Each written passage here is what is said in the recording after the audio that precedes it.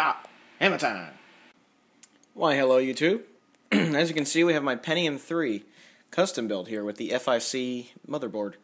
I decided to revive this thing. It was acting really strange when I was last trying to use it, and that was when I was trying to use it with Windows XP. It seems, and I thought it was actually dead because of that, well, it seems that Windows XP just doesn't agree with this particular board for some reason. It just doesn't want to work with it at all. However, Windows 2000 will, so I tried Windows 2000 and it worked fine, so I figure Windows XP is just not agreeing with the board or the chipset or something. Doesn't like it, so I decided to make this a Windows 98 computer again, and I've changed some of the hardware configuration, which I will show you in a minute. But first I'll go over the front.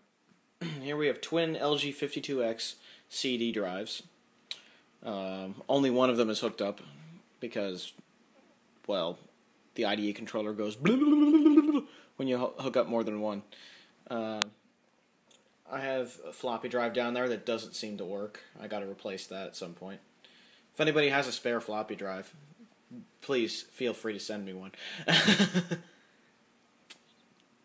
I fixed the power LED, which was plugged in the wrong way on the motherboard, and there you have it. I've hooked up some speakers here so we can hear what's going on, and I have this thrift store mouse, thrift store keyboard, this Chicone HP keyboard, and the NEC monitor hooked up. A monitor way too modern for this computer, but it will suffice. Alright, here we go. This is this Nlight case and power supply. The Pentium III board in there. Of course, we have the Nlight power supply, which I've done a video on before where we look inside it. Those are just the specs in case you want to take a look at it. This is that one power supply that has the half AT connector, which I think was used on AMD Athlon motherboards back in the day, from what I've been told in the comments of that video. There's your two optical drives, there's your floppy. I put a 40 gigabyte Seagate hard drive in here. It's a slimline one. It looks like it's bleed off of Maxtor stock, actually, because I've seen Maxtors that look exactly like that. And there you have it. There's a real PC speaker, not a piezo piece of crap. This is how real computers make noise. This is how real computers tell you beep codes. There's your intake fan. Has a socket 370 Coppermine Pentium III in it. I have one stick of RAM in here, 128 meg. There's your chipset heatsink. It's just the Intel 440 chipset. This chipset is very old for what's in it. Pentium 3s with Intel 440 are pretty darn old. Here I have an Nvidia RIVA TNT2 card, Model 64, which I did manage to get working. The only connection it has is VGA. It's an AGP card. There is a 3-COM Ethernet adapter, which I think is 10 megabit. It's 10100 actually, I think. And below that is a Soundblaster PCI 128, which I'll be using for sound, which I am using for sound actually.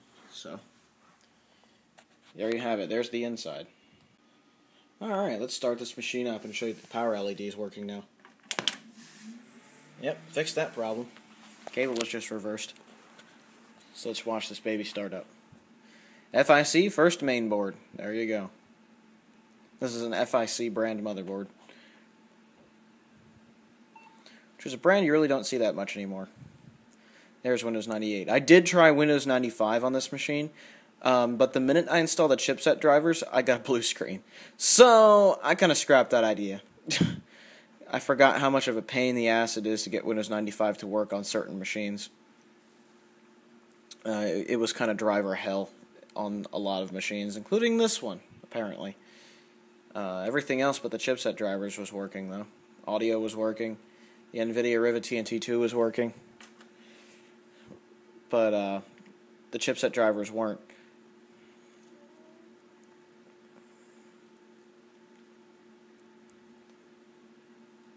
For some reason, when it boots, it does this. It just goes back to the BIOS screen, and then you get this. So let's log in here.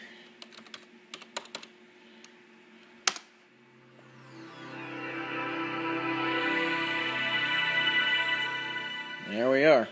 Pretty plain Jane, boring Windows 98 desktop. I have yet to put some games on here. I have those on a flash drive. I've installed the USB mass storage device driver on here, so I can just stick a flash drive in the back of this thing and put items on this computer. I'm going to be using this as for Windows 9X gaming and DOS gaming as well, since as most of you know who use 98, you can restart in DOS mode, and that's what I plan to do for the DOS games. And of course I could do stuff like, you know,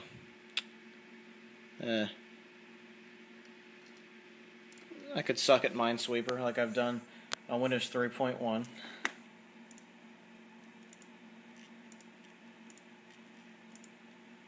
Hey. Aww. Here's a nice thing about the mass storage device driver. This board happens to have 2 USB ports, so I can just stick my flash drive in there, and it will show up. I get the mass storage device symbol down there. So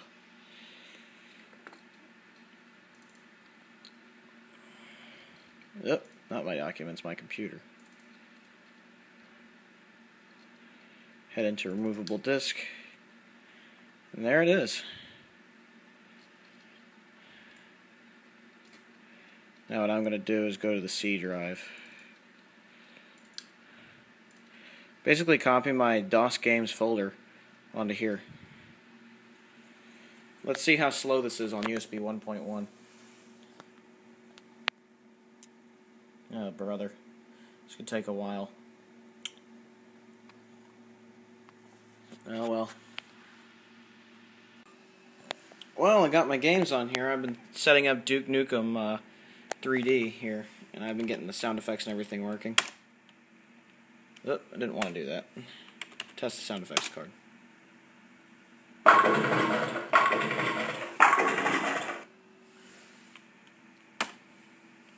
And the music card I've said was a Wave Blaster, even though this is a Soundblaster 128.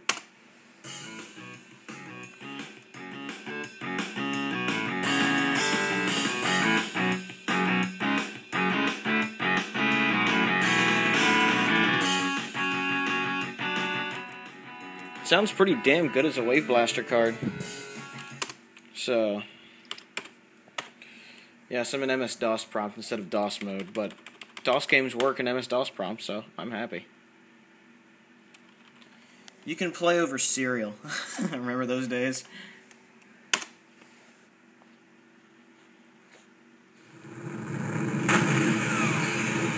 And this is the original Duke 3D. This is the non-atomic edition. You'll be able to tell by the intro video.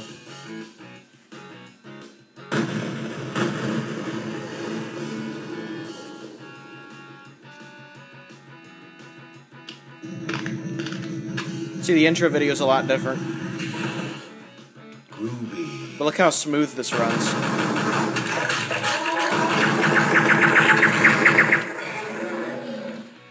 Runs very smooth. Then again, I don't think this game needed much more than a 486 or a Pentium Pro, so, you know, there you have it. I think a Pentium Pro would probably be better, but there are other games I can show you. This is one thing I wish earlier games had, was like the ability to just select a sound card, make sure it works. PC speaker, Soundblaster, Soundblaster 16. I'm just going to say Soundblaster 16 for this one. Very high quality Pentium. Well, I have a Pentium 3, so that'll work. Alright, let's dir/W this so you can actually see everything. Alright.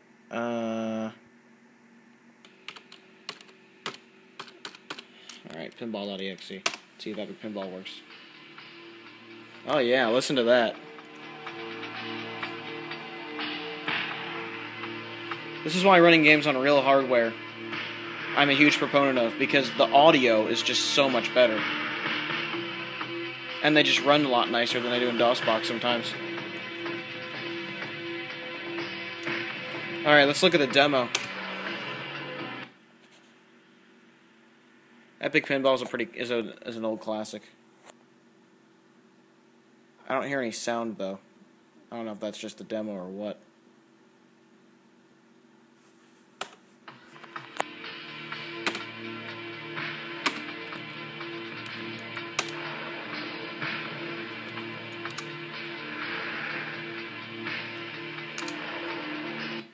Let's see how much I suck at pinball. I bet sound effects aren't going to work.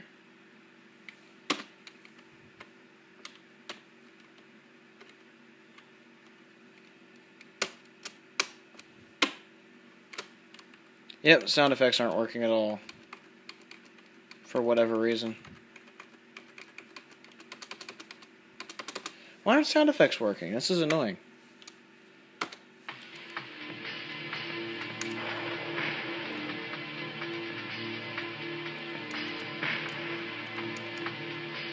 Oh, because they were off. That might do it. Let's try it again. That's better. Alright, now let's try the demo.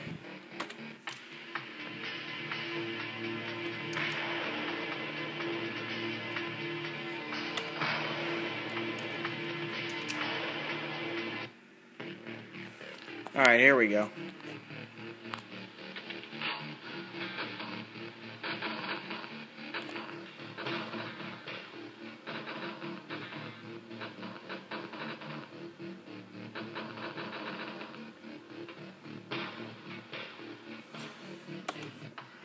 Seems to work, which is good. Alright. Now, Epic Pinball is really a crappy pinball game compared to another one that I have that's very rare and very hard to find. It's the 3D Ultra Pinball Promo. And it's my opinion the best version of the game. It's really, really good. I'm going to do a review on that game at some point. So, you'll have to look for that. But, yeah. I got some real games to play on my 98 box. I'll be using MS-DOS prompt to run them simply because sound actually works. I'm sure I could put a DOS Soundblaster driver in there, but why? When I can just log into Windows 98 and do it, and it works fine. So, there you have it. The only game I've had trouble with so far is Duke Nukem 2. I don't get sound effects on it for whatever reason. I think that's just a matter of settings, though. Well, I think Duke Nukem and Epic Pinball will show enough. I'm probably going to do some reviews of some individual games that are just part of my childhood to show you guys that are really fun, including 3D Ultra Pinball. It was a promo disc I got in a magazine years and years ago, and it's just an amazing game for pinball. The pinball tables are just incredible and so much fun. That's definitely one. There's also some old edutainment games that I really like, such as SimCity, the whole sim sort of thing. There are even some Edmark games that I just found highly amusing when I was a kid. There you have it, guys. Just thought I'd show you that I got this Pentium III box up and running again, and show you that real sound hardware beats the crap out of any DOS box emulation any day. Just sounds better, tons better, and these games run a lot smoother on real hardware as well. So there you have it. I'm going to shut down Windows 98 here, and hopefully it will actually shut the computer off. Sometimes on this board it doesn't actually shut the computer off, it just stays at the Windows is shutting down screen. Knowing my luck, it won't do that and actually shut down. No, it's doing it now. See, it doesn't actually do anything, so you actually have to do this.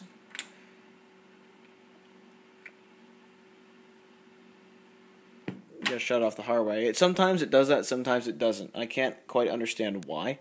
I think that was an ACPI issue or something like that, but who knows. It only seems to do that with Windows 98, though.